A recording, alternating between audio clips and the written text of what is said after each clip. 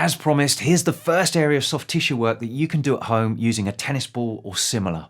And I'm going to start at the ground with the foot because not only is a tennis ball the perfect implement for this part of the body, but also the foot is critical to optimal Muay Thai performance.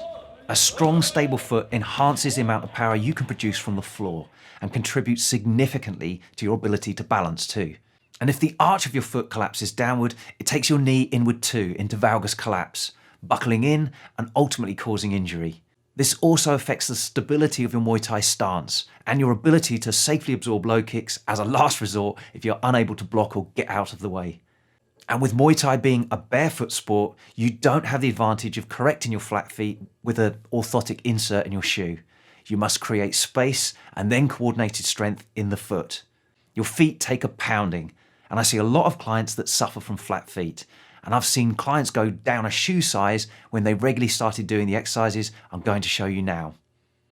So we're going to begin with some release work into the soles of your feet.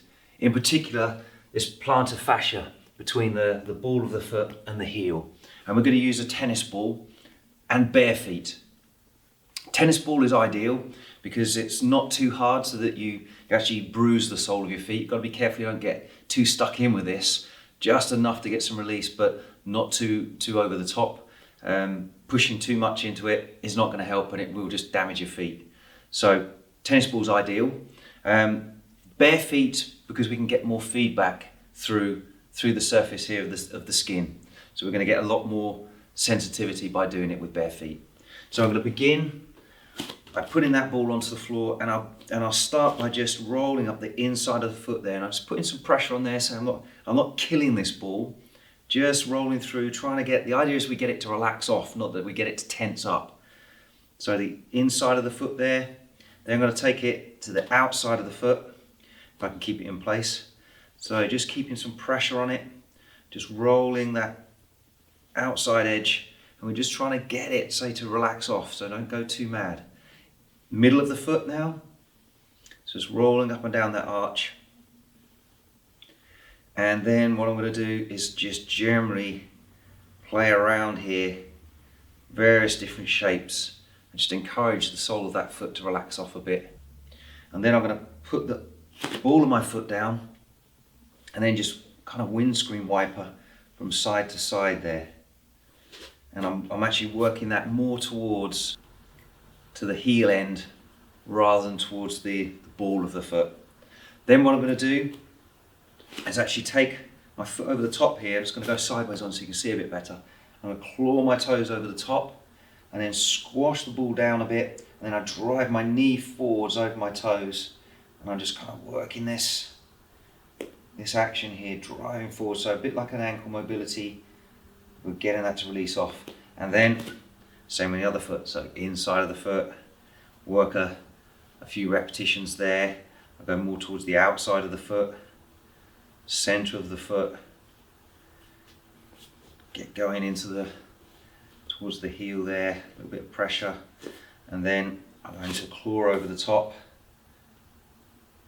crush that down, just working here, and we're just getting your feet to relax off a bit.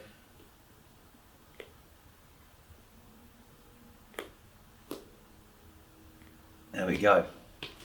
The short foot drill is a good way to activate and anchor the sole of the foot after you've released it.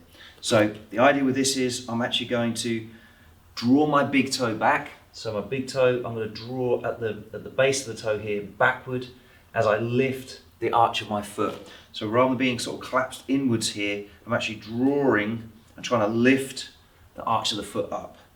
So you can see I'm kind of drawing the foot back, and I'm not really scrunching my toes in here. I'm actually drawing flat through here as much as I can do, with as minimal clawing from my toes as I can. You may have a little bit there, but we shouldn't see the toes kind of going white. Just drawing back and lifting the arch up. So I'm trying to create as much space here and kind of cup the foot as I draw in and then relax it off again. And this might take a bit of practice. If you need to kind of help yourself here, you might want to actually help by lifting the arch so you can kind of feel it and relax it off again. And then lifting in here as you draw back, and you try to get this activation there. And you can of course do both feet at the same time, and we're trying to get used to this drawing up. So this is the short foot drill, but this is really good for stabilizing. So if I let that foot kind of roll in, you can see I've let the foot collapse, the arch has collapsed there.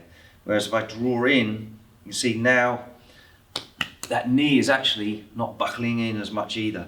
So when you're working your squats there, rather than kind of letting the arch of the foot collapse in, if I draw my feet back in, grip the floor, this is an extra dimension here then when you're sort of working into your squatting pattern here to help you keep your knees out and driving into it.